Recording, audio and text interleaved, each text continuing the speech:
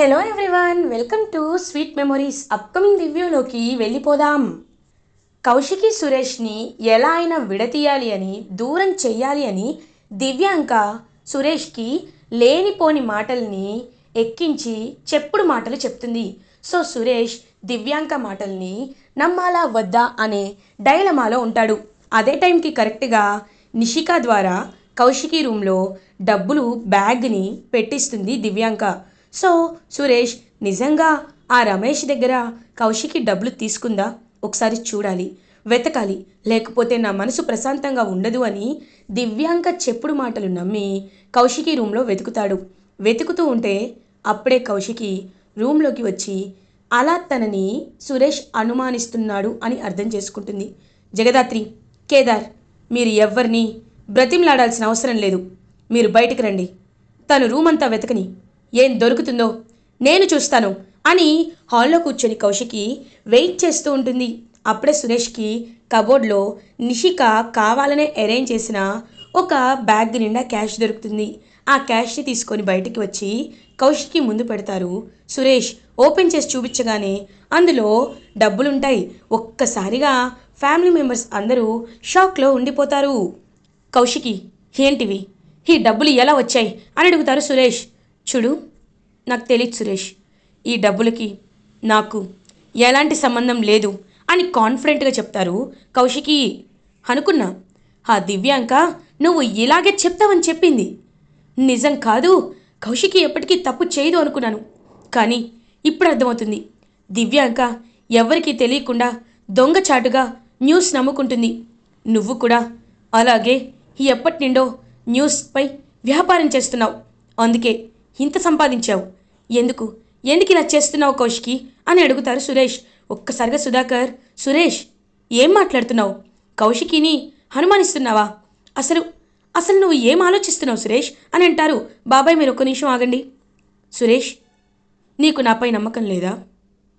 నిజంగా నేను రమేష్ దగ్గర డబ్బులు తీసుకునేలాంటి క్యారెక్టర్ అని న్యూస్ని నలుగురికి ఉపయోగపడేలా కాకుండా నలుగురి దగ్గర డబ్బులు తీసుకొని ఆ డబ్బులపై బిల్డింగ్లు ఫ్యాక్టరీలు కట్టుకునేదానిలా నేను నీకు కనబడుతున్నానా?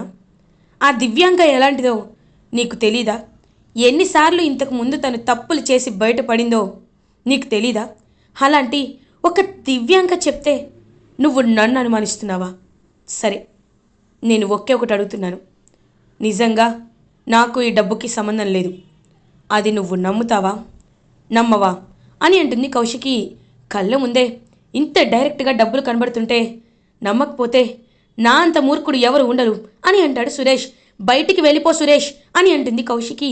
ఒక్కసారిగా జగదాత్రి, కేదార్, సురేష్ షాక్ అయిపోతారు. నిషిక, వైజయంతి మాత్రం హ్యాపీగా నవ్వుకుంటారు. జగదాత్రి, వదిన, జగదాత్రి ప్లీజ్ ఈ విషయంలో ఇంకా ఎవ్వరూ ఇన్వాల్వ్ అవ్వకూడదని నేను కోరుకుంటున్నాను. సురేష్ బయటికి వెళ్ళిపో. నా ఇంట్లో నాపై నమ్మకం లేని వాళ్ళు, నేనంటే ఏంటో తెలియని వాళ్ళు నా ఇంట్లో ఉండడానికి వీల్లేదు.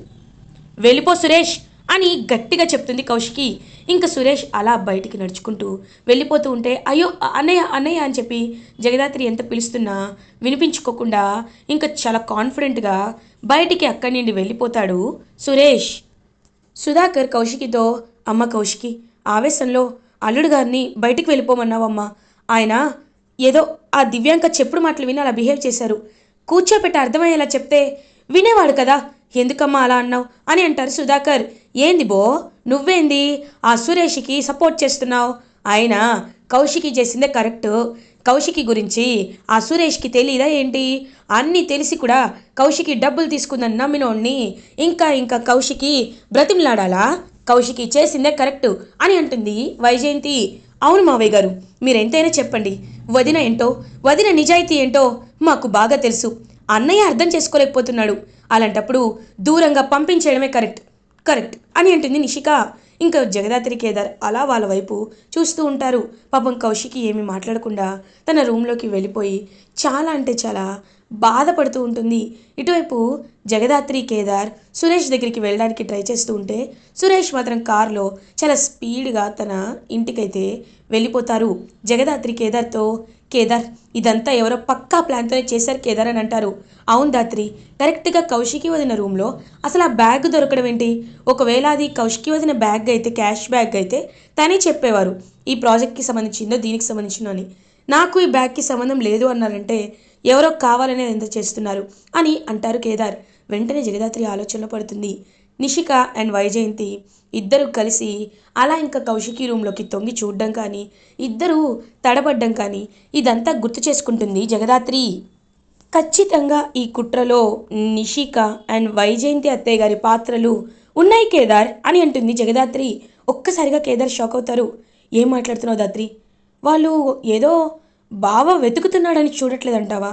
ఖచ్చితంగా వాళ్ళు ఏదైనా చేశారంటావా అని అంటారు. ఖచ్చితంగా కేదార్, ఎందుకంటే వాళ్ళ కళ్ళలో భయం, మాటల్లో తడబాటు అంతా అర్థమవుతుంది. ఇప్పుడు మనం జగదాత్రి కేదార్లా వెళ్ళి అడిగితే నీకు ఈ ఇంటికి సంబంధం ఏంటి, నువ్వు అడిగిన ప్రశ్నకి నేను సమాధానం చెప్పాలా అని అంటారు.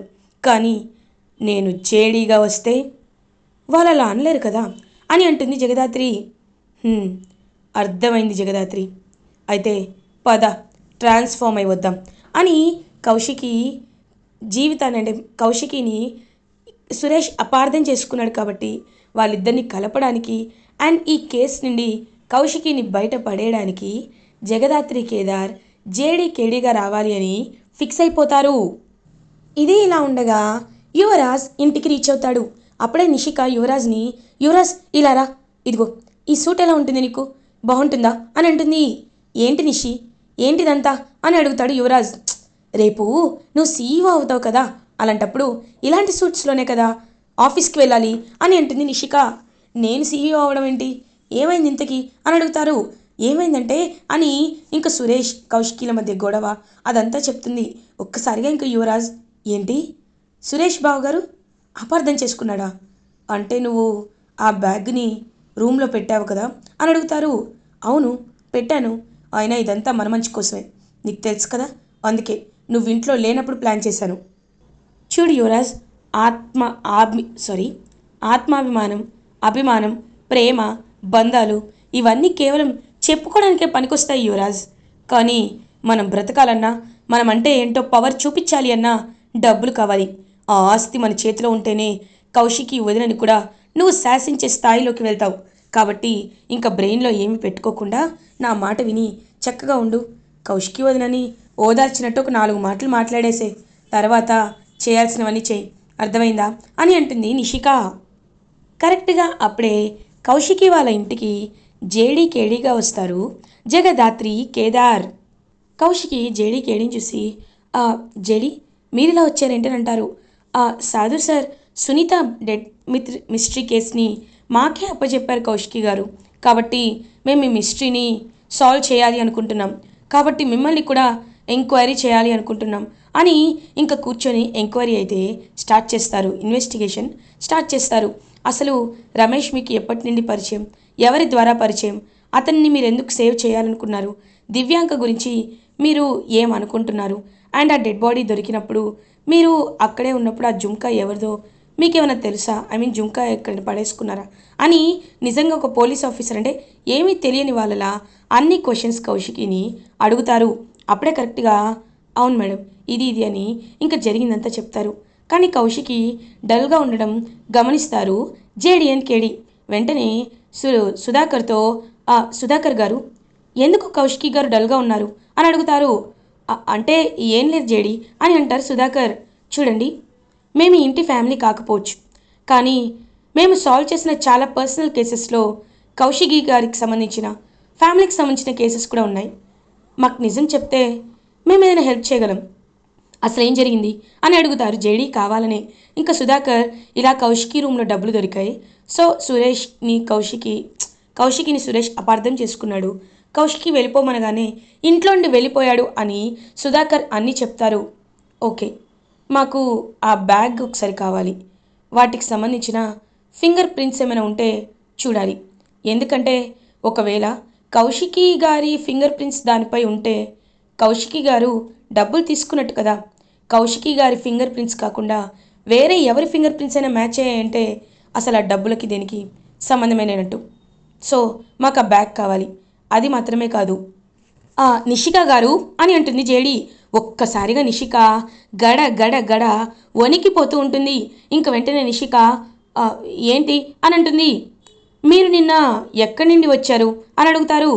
"ఆ, నేను నేను ఫామ్ హౌస్ నుండి వచ్చాను అంతే అని అంటుంది. ఫ్యాక్టరీ సైట్ నుండి మీరు నేరుగా ఫామ్ హౌస్కి ఎందుకు వెళ్ళారు అని అడుగుతారు. అది నా పర్సనల్ అండి, మీకెందుకు అని తడబడుతూ ఉంటుంది నిషిక. పోలీసుల దగ్గర పర్సనల్స్ ఉండవు, చెప్పకపోతే జైల్లో పెట్టాల్సి వస్తుంది. ఆ కేడి లేడీ కానిస్టేబుల్స్కి కాల్ చేయి అని అంటుంది. ఇంక వెంటనే కౌశికి అలా చూస్తూ ఉంటే "ఆ, నేను నిజం చెప్తున్నాను, నా ఫ్రెండ్ పిలిస్తే ఫామ్ హౌస్కి వెళ్ళాను అంతే, అంతకుమించి ఇంకేం లేదు అని కంగారు పడుతూ ఉంటుంది నిషిక. ఇంక నిషిక భుజంపై చేయి వేసి పక్కకి తీసుకువెళ్తుంది జేడి. పక్కకి తీసుకువెళ్ళి "ఆ, ఏంటండి, ఏంటి దౌర్జన్యం, అయినా ఇప్పుడు నేను ఏం చేశానని" అని అనేలోపు ఇంకా అలా చాలా గట్టిగా నిషిక చెంప పగల కొడుతుంది జేడి. ఒక్కసారిగా షాక్లో ఉండిపోతుంది నిషిక. ఏంటి కొడుతున్నారు అని అడుగుతారు. ఏయ్, కొట్టడం కాదు, చంపేస్తా, నువ్వే ఇదంతా చేశావని నీ మాటలు బట్టే అర్థమైపోతుంది. మేమెవరనుకుంటున్నాం, పిచ్చోళ్ళు అనుకుంటున్నావా? IPS officer. నీ మాటలు, నీ చూపులు బట్టే నువ్వే బ్యాగ్ని కౌశికి గారి రూమ్లో పెట్టావని అర్థమవుతుంది. కానీ ఆవిడ ముందు ఈ నిజాన్ని ఎందుకు చెప్పలేదో తెలుసా? ఆవిడకి ఫ్యామిలీ అంటే చాలా ఇష్టం, గౌరవం. అలాంటిది తన సొంత తమ్ముడి భార్య ఇలా చేసింది అని తెలిస్తే ఆవిడ తట్టుకోలేదు. కాబట్టే నీ గురించి నిజాన్ని బయట పెట్టట్లేదు నిషిక. ఆ దివ్యాంకతో చేతులు కలిపి దివ్యాంక చెప్పిందంతా విని కౌశికి గారిని ఇవాళ సురేష్ గారి దగ్గర అవమానింపబడేలా చేశావు. కానీ ఖచ్చితంగా సాక్ష్యాలతో సహా నువ్వు కౌశికి గారి ముందుంటావు. అప్పుడు అప్పుడు నీకు కౌశికి గారు తగిన శిక్ష వేస్తారు, గుర్తు పెట్టుకో అని చెప్పి అక్కడి నుండి జేడీ కేడీ అయితే వెళ్ళిపోతారు. ఆ బ్యాగ్ని ఫోరెన్సిక్ డిపార్ట్మెంట్కి అప్పచెప్తారు. ఇది ఇలా ఉండగా జేడీకేడి సునీత డెత్ మిస్టరీని తెలుసుకోవాలి అని, ఇంకా ఆవిడ లాస్ట్ టైం ఎక్కడికి వెళ్ళింది, అసలు ఎక్కడెక్కడికి వెళ్ళి ఎక్కడి నుండి వస్తుంది అనే విషయాలు అన్నీ మొత్తం తెలుసుకుంటారనమాట. ఎలా వస్తుంది తను ట్రాక్ చేస్తారు. సో ట్రాక్ చేసేసరికి కొంతమంది తన్ని ఫాలో అవ్వడం అదంతా గమనిస్తారు. అండ్ సునీత కాల్ డేటాని కూడా మొత్తం ట్రాక్ చేసేసరికి దివ్యాంక సునీతకి కాల్ చేసినట్టు, తన్ని కలిసినట్టు చాలా క్లియర్గా రికార్డ్ అయితే ఉంటుంది. ఒక్కసారిగా ఇంకా దివ్యాంక దగ్గరికి బయలుదేరుతారు జేడీ కేడీ. ఇది ఇలా ఉండగా సురేష్ చాలా బాధపడుతూ ఉంటే దివ్యాంక సురేష్ దగ్గరికి వస్తుంది. సురేష్, ఏంటి బాధపడుతున్నావా? ఓ, నాకు తెలుసు సురేష్, నువ్వు ఎంత బాధపడతావో నాకు తెలుసు. కానీ నీకు ఒక విషయం చెప్పనా? నీకెప్పటి నుండో చెప్తున్నాను, కౌశికి నీకు కరెక్ట్ కాదని. కానీ నువ్వే నా మాటని వినలేదు. ఇప్పటికైనా అర్థం చేసుకో, నేను ఎంత నీకోసం ఆలోచిస్తున్నాను. ఇదిగో తీసుకో అని డ్రింక్ ఇస్తుంది. నేను డ్రింక్ తాగను అని అంటారు. నీ గురించి నాకు తెలుసు కదా, ఇది డ్రింక్ కాదు, జ్యూస్, తీసుకో అని అంటుంది. ఇంకా అలా సైలెంట్గా జ్యూస్ తాగుతూ ఉంటాడు సురేష్. అందులో కొన్ని కొన్ని పౌడర్లు, అంటే అలాంటి డ్రగ్స్ పౌడర్లు కలుపుతుంది. వెంటనే దివ్యాంక కలిపి, సురేష్ పూర్తిగా నువ్వు నా మత్తులో పడిపోయావు, ఇప్పుడు నీకు ఆ పౌడర్ కలిపా కాబట్టి నువ్వు చాలా వింతగా బిహేవ్ చేస్తావు. ఆ బిహేవియర్ అంతా రికార్డ్ చేసి సోషల్ మీడియా వాళ్ళలో మొత్తం వైరల్ చేస్తా. అప్పుడు కౌశికి ఇంకా కుమిలి కుమిలి చస్తుంది, జీవితంలో నీ మోహం కూడా చూడలేదు అని చెప్పి ఇంకా అలా తనైతే గట్టిగా ఫిక్స్ అయ్యి సురేష్ మత్తులోకి వెళ్తూ ఉంటే ఇంకా అలా కావాలని దివ్యాంక సురేష్ దగ్గరికి వెళ్తూ ఉంటుంది. కరెక్ట్గా అప్పుడే డోర్ని గట్టిగా తంతారు జేడీ. ఇంకా వెంటనే దివ్యాంక గడ గడ వణికిపోతూ ఉంటుంది. అలా వణికిపోయి చూస్తూ ఉంటే ఇంకా అలా గట్టిగా సురేష్ని పైకి లేపి జేడీ దివ్యాంక దగ్గరికి వస్తుంది. ఏం చేస్తున్నావు అని అడుగుతుంది. సురేష్ నా ఫ్రెండు, తను కల్తీరి పడిపోతే పట్టుకున్నాను అని అంటారు. అవునా అని దివ్యాంక చెంప పగల కొడుతుంది జేడీ. సురేష్ గారిని ఏమార్చి సురేష్ గారిని ఇంతలా డ్రగ్ అడిక్ట్ చేసి కౌశికి కానీ సురేష్ కానీ విడతీయాలనుకుంటున్నావు. అదంతా మాకు పక్కన పెట్టు. ఇదిగో సునీత మర్డర్ కేసులో నువ్వే ప్రధాన నిందితురాలు అని క్లియర్గా రాసి పెట్టి ఉంది. మిస్టరీ తేలింది. మా దగ్గర ప్రూఫ్స్ కూడా ఉన్నాయి అని జేడీ అంటుంది. ఏంటి, ఏం ప్రూఫ్స్ ఉన్నాయి అని అడుగుతారు. ఇంకా వెంటనే కాల్ రికార్డింగ్స్ అన్నీ బయట పెడతారనమాట. ఏంటి, నువ్వు మమ్మల్ని కలవాలనుకోవటం లేదా? సరే, రమేష్ని చంపేస్తాను అన్నా నువ్వు కలవటం లేదు అంటే నేను నిన్ను కలవాల్సిందే అని ఇంకా సునీతతో లాస్ట్ టైం మాట్లాడడం అవన్నీ ఇంక రికార్డ్ అవుతాయి కాల్ రికార్డింగ్స్లో. ఒక్కసారిగా గడగడ వణికిపోతూ ఉంటుంది దివ్యాంక. ఇంక వెంటనే అలా దివ్యాంకని రోడ్డుపై లాక్కు వెళ్తూ చేతులు పట్టుకొని లాక్కు వెళ్తూ అలా గట్టిగా సమాధానం అయితే చెప్తుంది జగదాత్రి అలియాస్ జేడీ. ఇంకా సురేష్ని అయితే హాస్పిటల్కి తీసుకువెళ్తారు. సురేష్ బాగా ఎడిక్ట్ అయిపోవడంతో, అంటే బాగా మత్తులో ఉండడంతో సురేష్కి ఇంక మొత్తం ట్రీట్మెంట్ చేసేసరికి సురేష్ కళ్ళు తెరిచి చూసేసరికి ఇంకా న్యూస్లో దివ్యాంకని అరెస్ట్ చేస్తారు. అలా దివ్యాంకని అరెస్ట్ చేసేసరికి ఒక్కసారిగా అలా షాక్లో ఉండిపోతాడు సురేష్. కౌశికి కాల్ చేస్తాడు. కౌశికి కాల్ లిఫ్ట్ చేయదు.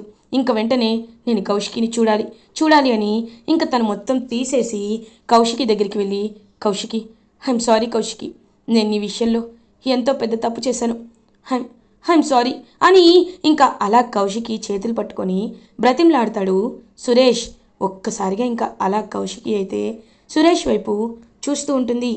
సురేష్, ఇంకెప్పుడు మన మధ్య అపార్థాలు రాకూడదు అని చాలా స్ట్రాంగ్గా చెప్పేసరికి, లేదు కౌశికి, ఎప్పటికీ అపార్థాలు రావు అని ఇంకా అలా అక్కడి వెళ్ళి ఇద్దరూ కలిసిపోతారు. కౌశికి అండ్ సురేష్ జగదాత్రి కేదార్ చాలా హ్యాపీగా ఫీల్ అవుతారు. ఇలా ఎపిసోడ్ ఎండ్ అవుతుంది.